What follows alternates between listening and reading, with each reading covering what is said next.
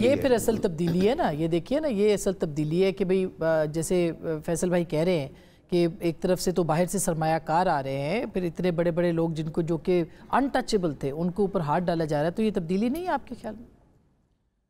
دیکھیے پہلی بات تو یہ ہے کہ تبدیلی شخصیت سے نہیں آتی، نظام سے آتی ہے۔ شخصی تبدیلیاں اگر آئیں بھی، میں بزیادہ احترام فیصل صاحب کی باتوں سے اگری نہیں کرتا۔ دوسرا، ملک میں مارشل ہے، ملک میں ایک سو کالڈ جمہوری حکومت ہے، ملک آئین اور قانون کے تحت چلتے ہیں، کسی شخص کی خواہشات پہ نہیں چلتے، چاہے وہ جتنا مرضی پاورفل ہو۔ یہ کہنا کہ اس کا یہ تو مطلب میں جو لے رہا ہوں، مطلب یہ ہے کہ فیصل صاحب کہہ رہے ہیں کہ جو موجودہ سیاسی قیادت ہے وہ بالکل نااہل ہے، وہ ناکام ہے، اور وہ اس قابل بھی نہیں ہے کہ وہ یہ ساری کر سکتے، اور ان کی کوئی کنٹریبیوشن نہیں ہے۔ آپ سینیٹر عفنان ان سے ایگری کرتے ہیں نہیں کرتے ہیں، that's a different thing. As per as I am concern, مجھے نہیں چاہیے ہے پولیس کا، فوج کا سیاسی رول۔ فوج کا سیکیورٹی کا رول ہوتا ہے، وہ بالکل میرے سر ماتھے پہ، میرے شہداء ہیں، میرے غازی ہیں، جو میں تو جیلم سے ہوں، تو ہم تو ہر قبرستان میں، ہمارے ہر گاؤں میں، ہر گھر میں ایک شہید ہے، ایک غازی ہے، ایک موجودہ سرونگ لڑکے ہیں، ہمارے بچے ہیں، وہ ہم میں سے ہیں، ہم ان میں سے ہیں۔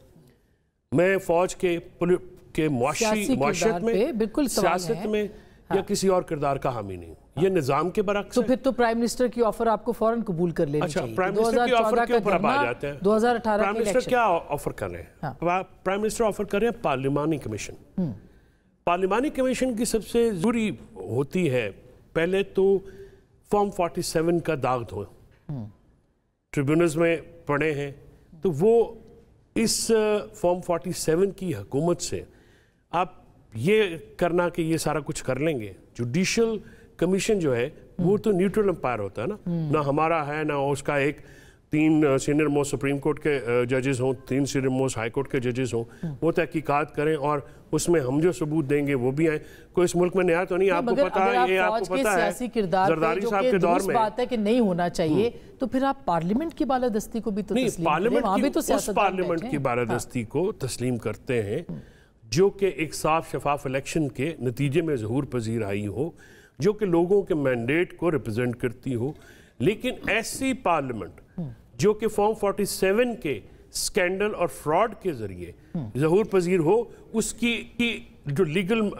مورالٹی ہے یا ان کی جو ایک کرائسس آف لیگلٹی ہے، وہ ابھی تک ایگزسٹ کرتا ہے۔ ہم نے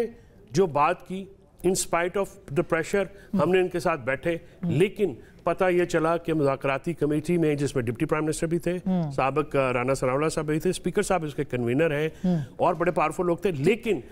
اتنی اختیار نہیں رکھتے تھے کہ مذاکراتی کمیٹی تحریک انصاف کی ان کی ملاقات عمران خان صاحب سے کروا سکتے۔ لیکن خان صاحب نے پھر اچانک مذاکرات ختم کیے، اس کی ریزن یہ نہیں بتائی، انہوں نے کہا کہ صاحبزادہ حامد رضا صاحب اس کی وجہ یہ ہے، دیکھیے اگر میں اور آپ بات چیت کر رہے ہیں، فیصل بھائی بھی بات چیت کر رہے ہیں، ہم اکٹھے ہیں، مجھے آپ بلاتے ہیں اور میں سپوکس پرسن ہوں، میں چہرہ ہوں ایک مذاکراتی ٹیم کا،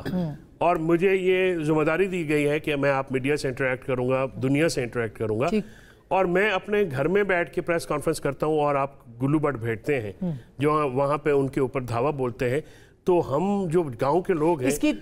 ہم جب کسی کی پریا پنچایت بیٹھتے ہیں تو پھر یہ سارے ایکشنز روک دیے جاتے ہیں۔ تو کیا پنجاب حکومت نے دانستہ جو ہے وفاقی حکومت کے مذاکراتی عمل کو سیبوٹاج کیا؟ میں اس کو نہیں، بالکل بیرسٹر گوہر نے ویسے اور وجہ بتائی، انہوں نے کہا کمیشن نہیں بنا اس لیے، لیکن اور حامد رضا صاحب کے اوپر بھی رانا ثناءاللہ وغیرہ نے تردید کی ہے، مگر